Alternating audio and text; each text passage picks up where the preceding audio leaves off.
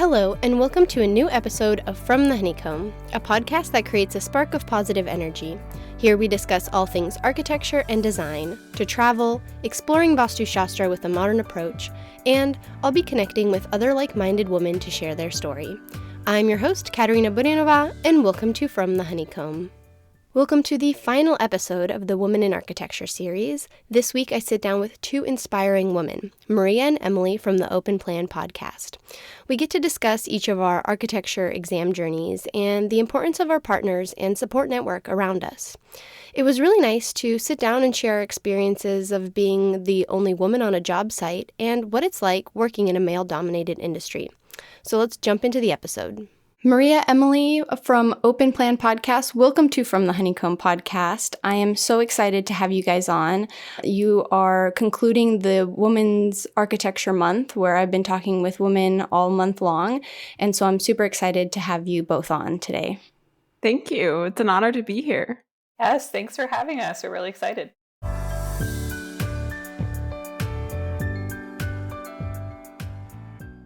All right, so we begin every episode of the podcast sharing something we're grateful for in the present moment.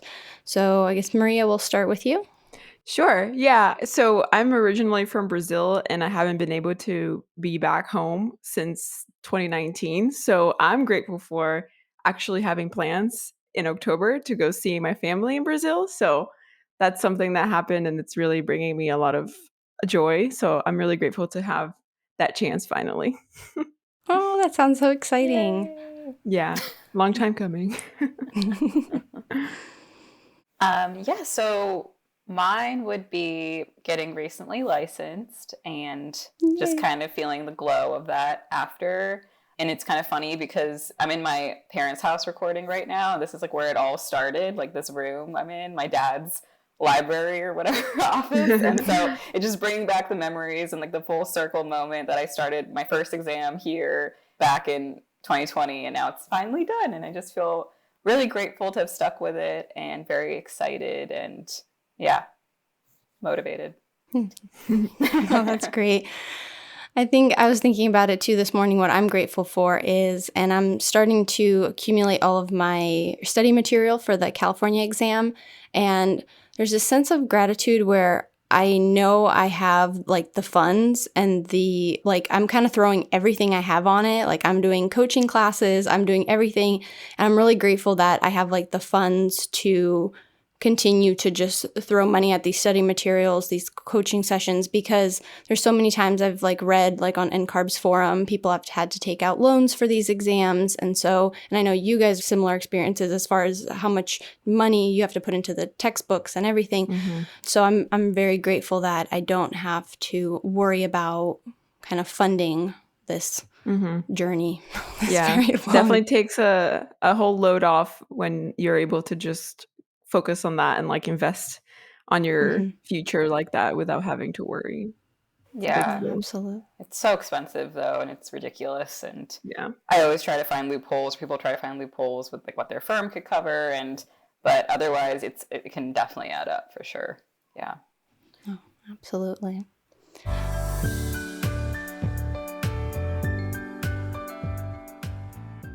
Well, good. Well, I am so excited to have you on. As I said, I've been listening to your guys' podcasts, and I listened to recently, Emily, you getting licensed, which was awesome to hear. But I'd like for you to share with the listeners where you both are on your architecture journey. So I guess, Emily, we can start with you. Yeah, so we've already talked about it quite a bit, I guess, that I've gotten licensed. So that's my most immediate, I guess, milestone in my journey. That was a huge goal of mine, and I think I've been working towards it since like freshman year of college, which is crazy to think about. Like this is the moment, and Maria and I were talking about this, and it's like, now you're licensed, like now what? And it's kind of like you have this goal, and all of a sudden you hit it, and you're like, wow, I need to like figure out my next goal. So that's kind of like where I'm at now, and I'm just trying to, I think now that I know my exams are done with, I could figure out my other passions a little bit more. And I recently actually started teaching at Temple, which is my undergrad alma mater. So I've been really enjoying that and maybe exploring going down the academia route. And I'm doing it part-time right now, adjunct while holding a full-time job. And it's been like a fun balance. And I want to hopefully, knock on wood, if they have me back, keep exploring it. And yeah, mentorship is something I'm very passionate about, and talking about, the difficulty of becoming an architect, and for the next generation, just making it a little bit more transparent. And that's a goal of our podcast too. So yeah, I would say on my journey, I'm looking for other avenues, I guess, to continue like mentoring and hopefully keep teaching. And it's fun working at a firm too, like that's there, but I mean, it pays the bills, I guess. No, but honestly, I do like where I'm working right now, so I'm not trying to leave yet. I really enjoy like my boss and the flexibility they're giving me to teach and work at the same time. So, yeah. Wow, nice. And what about you, Maria?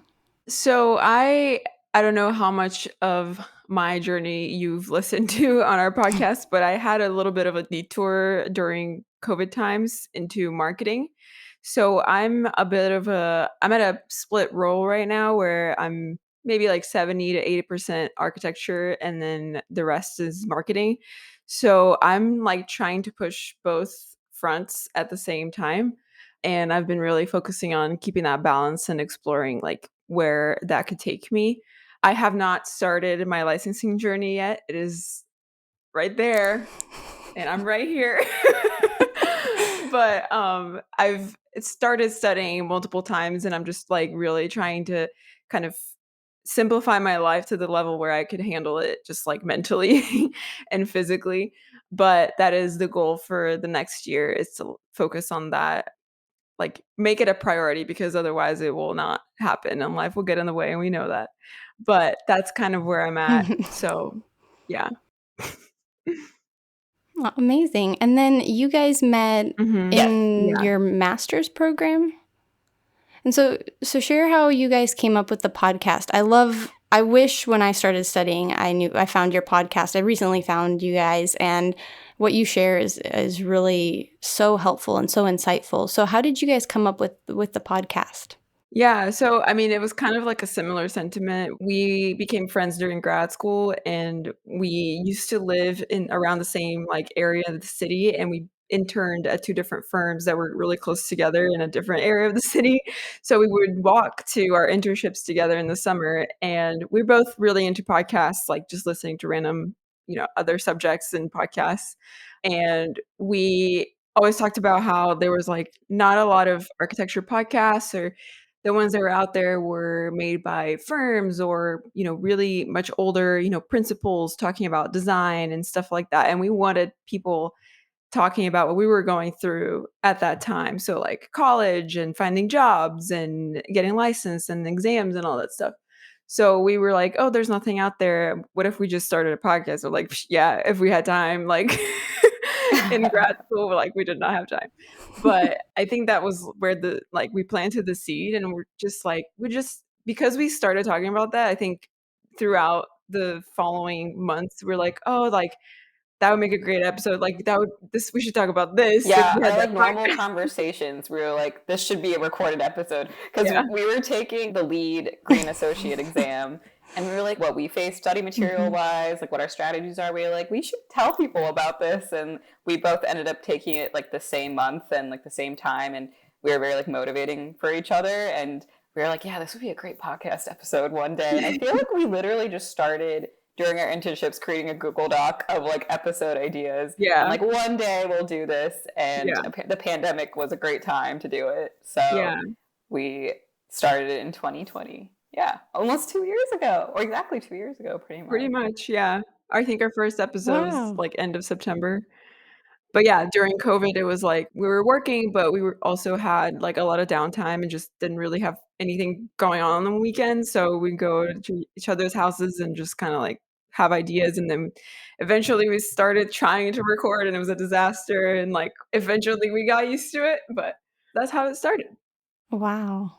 No, that's an awesome story. I love that you, from like your friendship and finding similarities, started the podcast, because it is so helpful. There's so much information out there with the exams, but finding the right information that's helpful is definitely a Yeah, and, challenge. like, a lot of the, I guess, mission behind the podcast is just to be transparent and relatable, and, like, we don't have all the answers, but we have like what has worked for us, and like we've consumed a lot of content that we've filtered through. So we are hopefully putting out like the best advice that we can, and like also having conversations. Like I love the back and forth that we've been having on Instagram now, that we're like communicating more with our audience and like getting like meeting them where they're at and like what their concerns are, and like trying to figure it out to then like translate it into episodes. Yeah, no, they've been fun. I've been participating too in some of your, Emily, your detail Oh drawings my when you were gosh. studying. That was really fun to like check, because it's fun. It's you have to, I know. mean, it gets so boring, and just like once you've, and especially if you fail an exam and then you You're have like, I to don't study want to again look at for this. it, Yeah. trying to yeah, exactly. It's so boring. Yeah, it does get a lot. So you do make it fun, which is Yeah. really It's a lot really of trial and exciting. error. I was like, I don't know how people are going to receive this. Like, is this like too nerdy for Instagram? Like, let's do a detail quiz. But I think it's fun to make studying more like interactive. And it also makes you feel less alone because you see how many people are answering it. And I wish I could just share, like, yeah, so many people are answering it and so many people are studying. And it's like so isolating when you're studying sometimes. And it's just like, there's a community out there. And yeah. Oh, absolutely. And so then from kind of stepping back from the exams and into your day-to-day architecture careers, what are some challenges or things you face? Because what I like to do is connect with other women in the industry, because so oftentimes I'm the only female in a meeting. You've got contractors, subcontractors, everything, So, and then also, what kind of architecture do your firms do? Go first. Sure. Yeah, so I've worked during school, I interned at a very large firm where there was a good balance of like women and men and like a lot of minorities as well. But it was still kind of the hierarchy of like the people at the top were mostly like white dudes. So as much as the firm like Yeah. valued, people from different backgrounds, and I being international, I really felt welcome and everything. Still, it was in meetings, the dynamic, you'd still see that kind of old school setup. But I am happy because this year I started at a new firm in January this year, and it's completely pretty much just women. It's Really? awesome. Oh my Yeah, God, I it love it. was it Oh, was that's founded awesome. by, Leslie Ellsworth. We interviewed her for our podcast actually, like, before I started working there, but it's funny because she started it kind of because of the lack of flexibility and just unwelcoming of women and mothers in the architecture industry.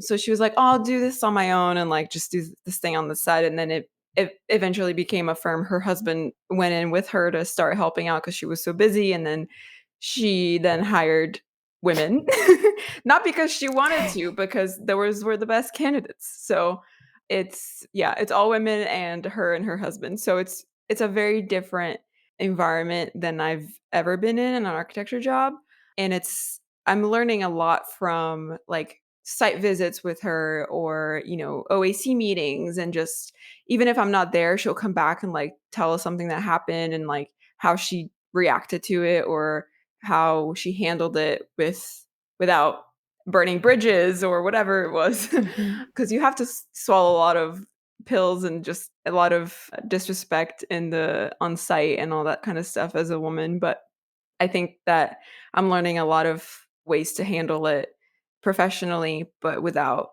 losing your, I guess, stance and your respect.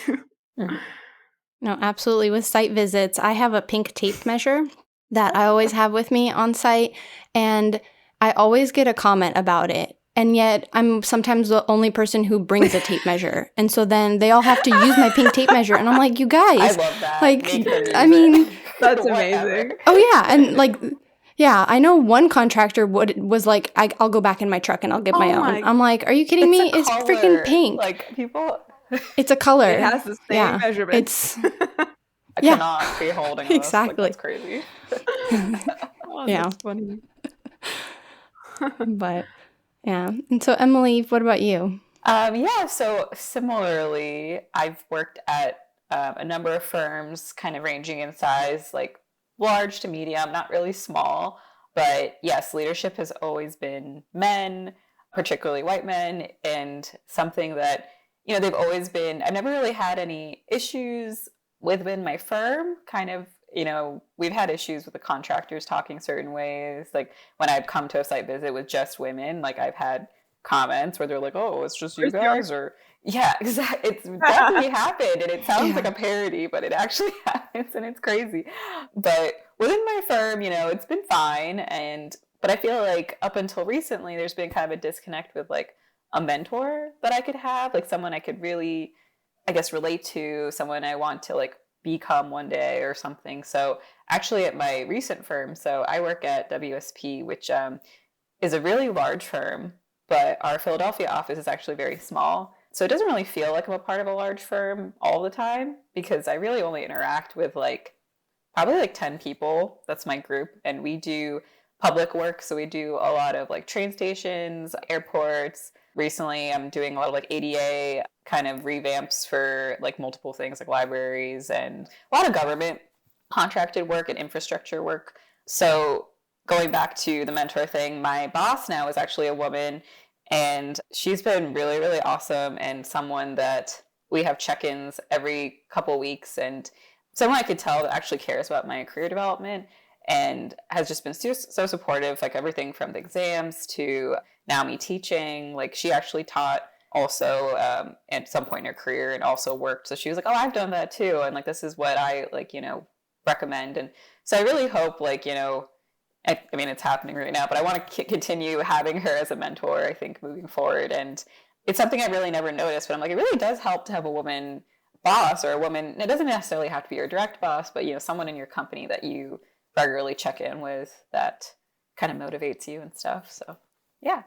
Yeah, and I think that like that is a thing for me as well, and it is coming across with the podcast and just how we interact with even the students. Like I mean, I'm still pretty connected to our University of Georgia Tech with the students that are still there, and we go back for like career fairs and other events. And it's like we feel the lack of mentorship from women above us, so we're trying to do that for the ones that are coming after us. So I think that it's important to kind of like I think we've done that a lot with the podcast and other things where it's like something didn't happen for us, so we're trying to do it for the next generation. Mm-hmm. No, I love that because what you guys are saying, I am lacking a female mentor. I've had one female boss during my internships, and it was really interesting to just see how she was working. And I also had a female colleague in that internship. So it's definitely a different dynamic than when you go to a different office where it's just all men. So Definitely feels different. It's definitely different. No, absolutely. And so I was wondering what your because you guys have been in the industry now for a little bit, what has surprised you the most after coming out of college? Because college, I feel like, and I don't know what your programs were, there's a little bit of fun, make believe, you can really have fun with the projects, but then real life, building codes are issue, budget, all that. So what were some of the surprises you guys have found in the industry? How expensive things are. I guess how important in general cost is to architecture. It's something that I think actually really surprised me when I first graduated, like the whole exercise of value engineering. I think the first time I heard that, I was like, what are they doing to our design? Like they're chopping it up and coming back with things that look like discount version of our design. Like I was like, I don't like this. And they were like, well, we know we got to stay within a budget. And I was like, architects really just have to do so much. Like they really have to control how it looks, but how much it costs is like such an important factor in the real world that in design school, that of course never an issue. It's like, let's do anything crazy. And it's like, we don't have to worry about cost at all. But that was really shocking to me for sure. I think for me personally, it was like how much I didn't know that I should, or I don't know, you never know how much you don't know. But Oh, absolutely. it was kind of like, I did pretty well in school and I was pretty confident. And then coming out of school, I was like, oh, never mind. I don't know anything. I need to stop pretending like I know everything.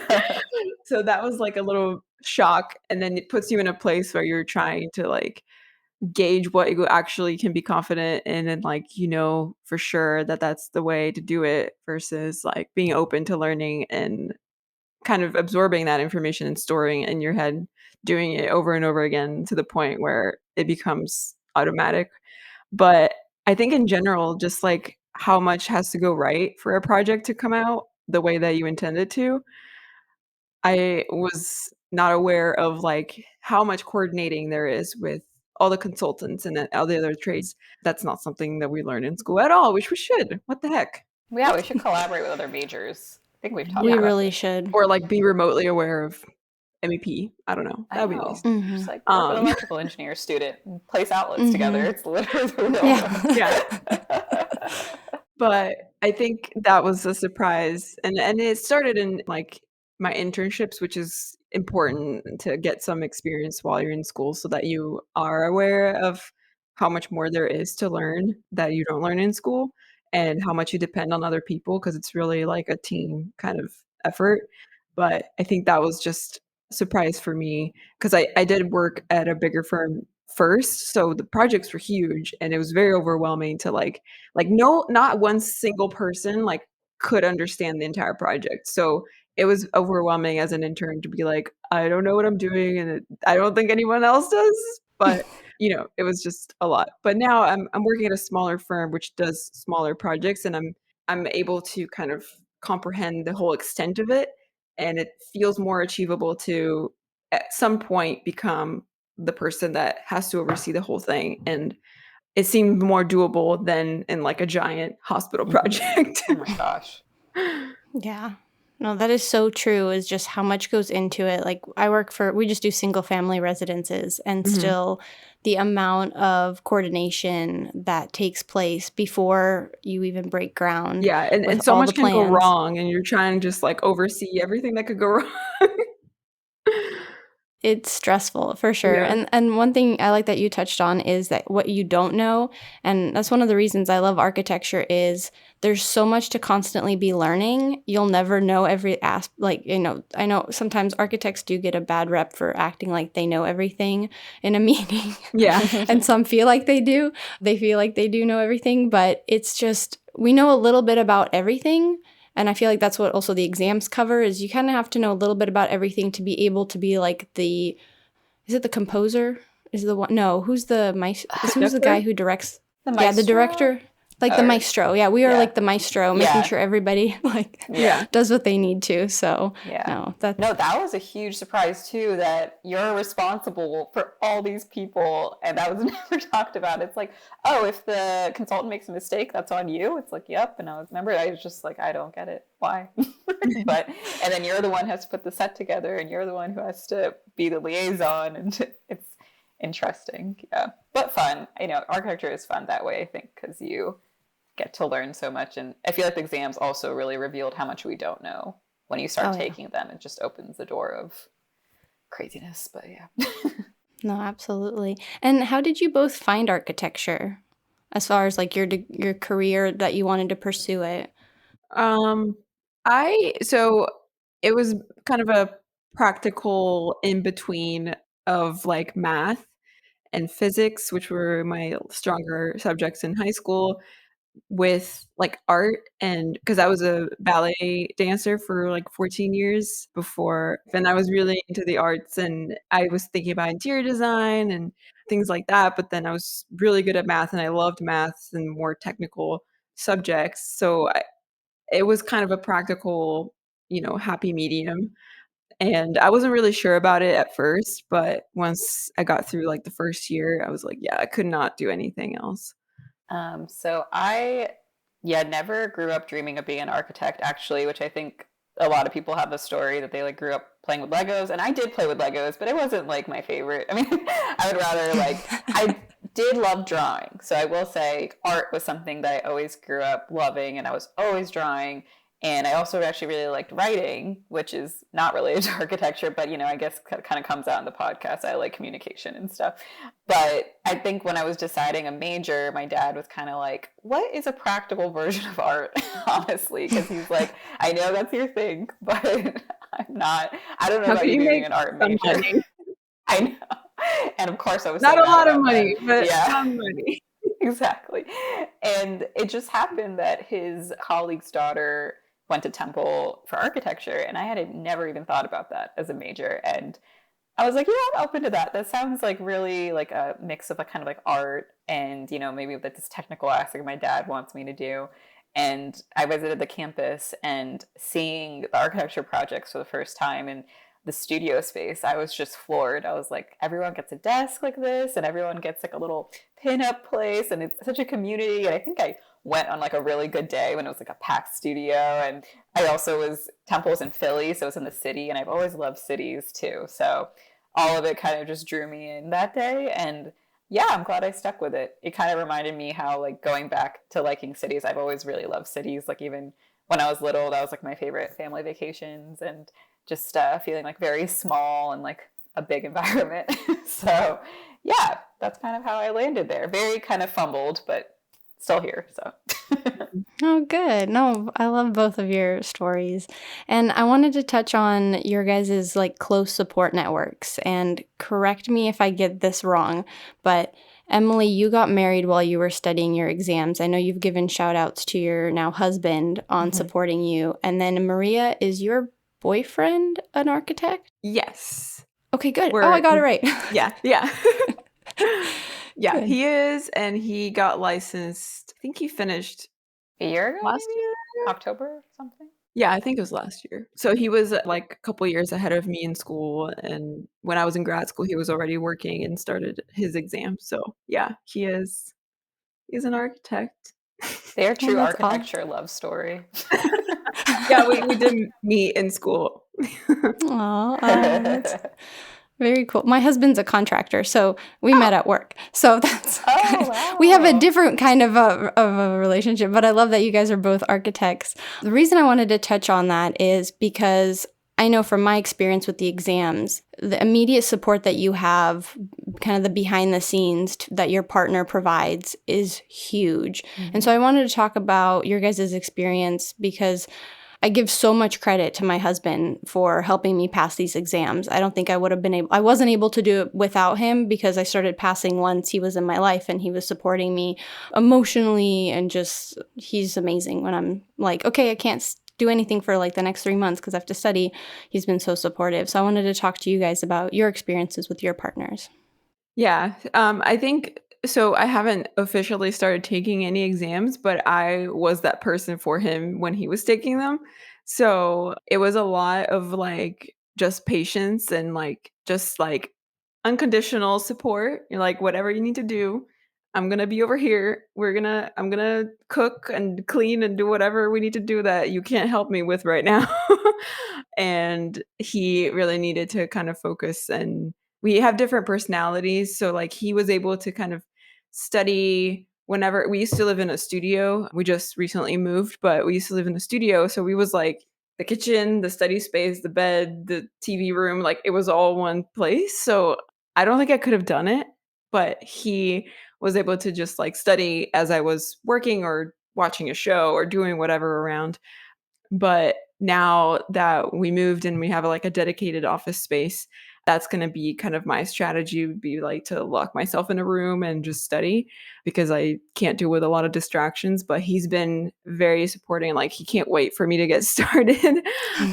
And like everything, all of his notes and everything, he already gave me like all of the rundown for the first test, and it's so helpful to have like him and have Emily now like that have gone through it to kind of guide me not only on the content but even the emotional side of like once I'm probably going to fail an exam, like how do you get over that and continue and study this stuff again to take the same exam again. I feel like that's going to be really tough, but yeah, it's a helpful thing that he is going or he just went through exactly what I'm going through.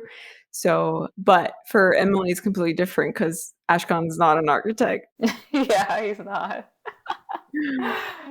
Is he even in the industry or is he just? No. No, okay. So he's a software engineer. Oh. And well, so his dad is like a contractor and he loves building and he loves doing like hands-on things. Like he has done woodworking in the past. So he does have an interest in architecture.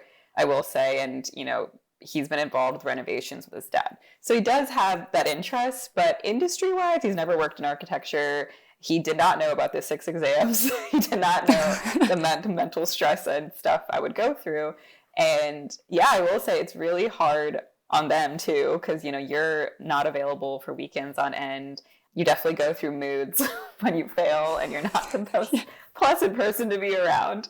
But no, through it all, he was so supportive. And I think it really helped to have that outer perspective of someone who's not in architecture, who could look at the test so objectively. He was kind of just like, whenever I would fail, he was like, you didn't fail. You could take it again. Like, it's okay. And I'm like, but you don't get it. Like, it's horrible. And he was like, I know it sucks, but it'll be fine. Just take it again. You have 5 years. And he just sees it from such a, just logical almost. He's always, we're also very different. I'm very emotional and he's very logical. So whenever I kind of spiral, he always brings me back, in everything. He's like, it's okay. Let's look at it this way. And then I always feel better after talking to him about it. So yeah, whenever, I would hit a wall with studying or fail a test, he was always there to just kind of be like, it's okay. These are just tests. They don't define you as a person. You're just taking them on the side. And if you don't feel like studying, don't study today. He'll say that. And he was like, it's just not going to be productive. And there's no rush to this, basically. So it's nice to have that person kind of cheering for you. And of course, he's always the first person I called when I passed a test, every time. And he'd always answer and he'd be like, I'd be nervous to pick up the phone. I'd be like, hello, tell me how it went. And what is it? Be crying, or I'd be like, I passed. And they celebrate with you and it's just so much fun. But yeah. Yeah. And I think we've also had a lot of support from Ashcon to us and Jose helping Emily too. Yeah. So they go back and forth. Yeah. I know. I wish when we were in person, all 4 of us would hang out a lot too. So that was really fun. But yeah, it was nice. He was a breath of fresh air outside of architecture. It's just you just have some phrases and then put everybody on its place. It's like, oh, right. You're right. Our problems are not that big. We're not that important. Oh, I love your guys' dynamic. That's awesome. No, it'd be funny if they started their own podcast once, Maria, you started studying. It's like the partner support network. Yeah, that's so funny. Jose's gonna do this for me for a year while I go take my exams. He just fills in. He's like, Maria's not available right now. Like a guest host. Yeah. That's awesome.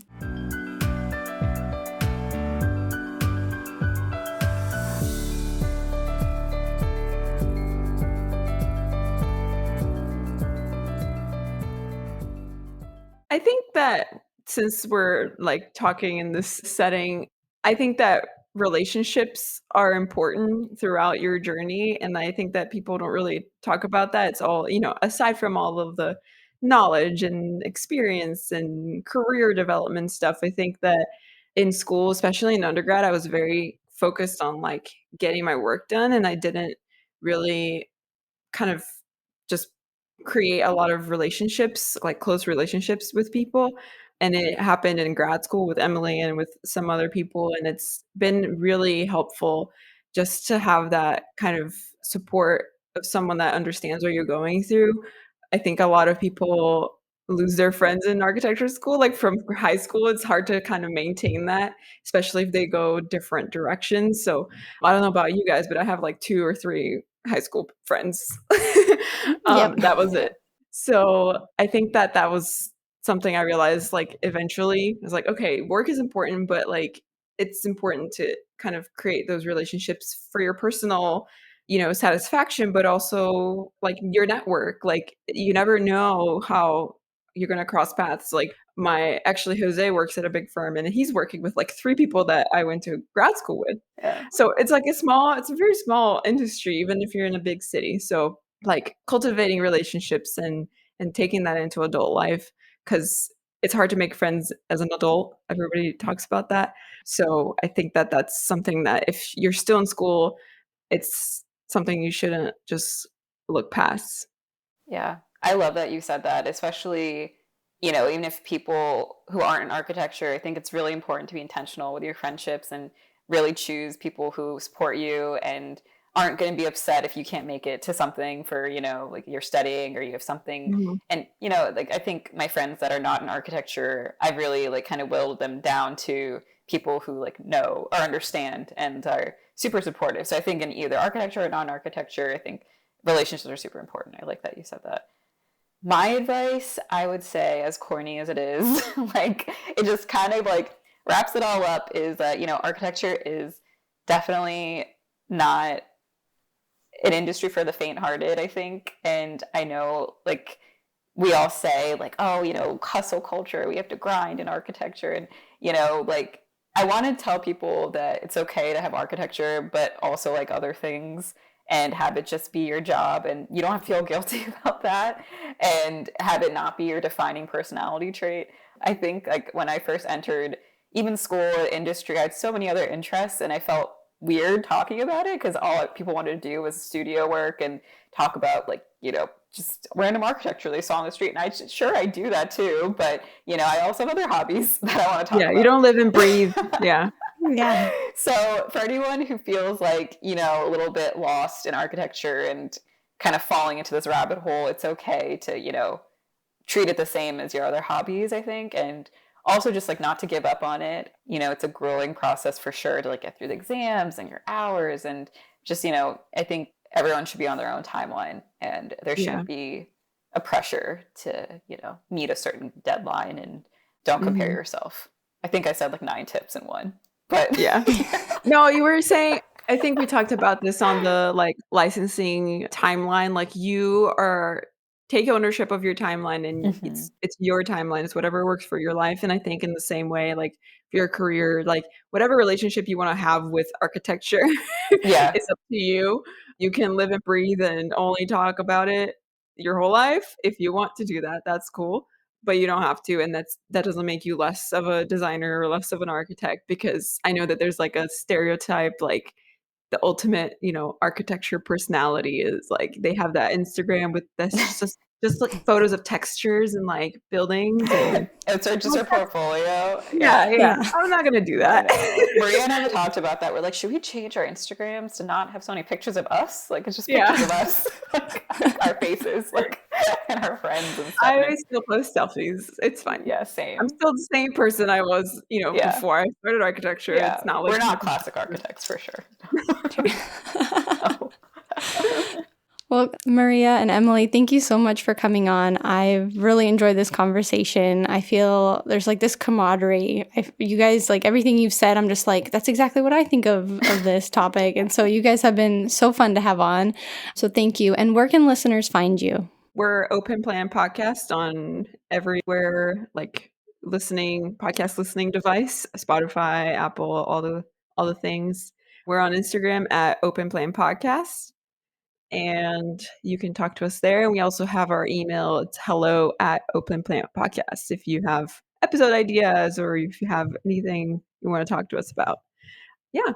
Was that it? Yeah, I think that. No, I guess we have a website, openplantpodcast.com. If you want to listen directly on a website, I don't know. That's your perfect. Thing. I'll provide a link in the show notes for all of your guys' links. So thank you again for coming on. Thank you so much. This was so fun. Yeah, we loved coming on, and we're gonna have you on our podcast. I was just thinking. Oh, absolutely! Sure. I've never been on a podcast, so I'm so excited to be on one. Awesome. All right. Wow, I loved this conversation. It felt like sitting down with some girlfriends over a cup of coffee and just talking all things architecture. I especially resonated with not having to live and breathe architecture, because we are so much more than our profession. Emily, Maria, thank you again for coming on From the Honeycomb. I truly enjoyed our conversation. And this episode concludes the Woman in Architecture series.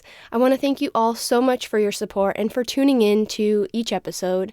This was such a fun collaboration for me to put together, and I feel like I've made some long-lasting connections with the women in this series. I want to give a huge thank you again to Joanne Liu, Tokateo, Catherine Peppard, Maria Pastoroli, and Emily Zand. Thank you all for coming on From the Honeycomb podcast and participating in the Woman in Architecture series. And if you like this episode, please give it a heart or thumbs up and click the follow button so you can stay up to date on the latest episodes. You can also follow me on Instagram at From the Honeycomb podcast. Thank you so much, and see you next week.